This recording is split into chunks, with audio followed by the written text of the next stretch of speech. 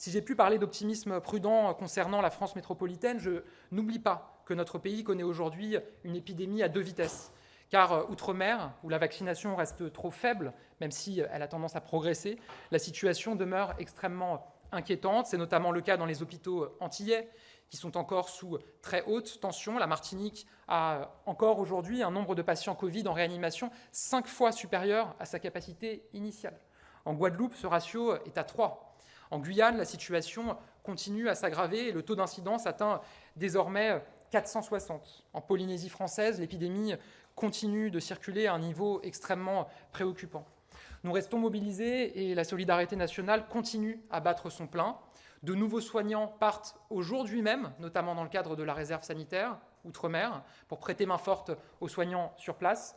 Au total, jusqu'ici, ce sont déjà 1500 soignants qui sont partis outre-mer depuis cet été pour aider à combattre l'épidémie.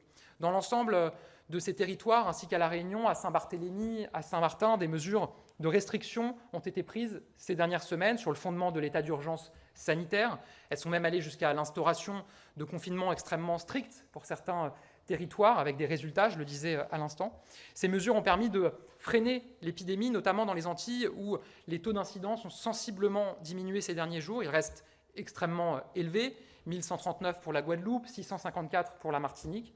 Nous devons nous donner les moyens de poursuivre notre lutte contre l'épidémie sur place, dans des territoires où la vaccination n'est pas encore suffisante.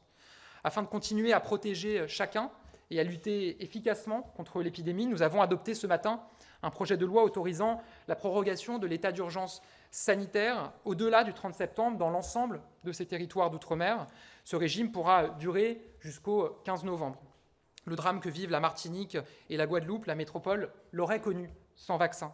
Si aujourd'hui nous avons pu, en métropole, encaisser le choc du variant Delta, c'est grâce au sursaut vaccinal de l'été.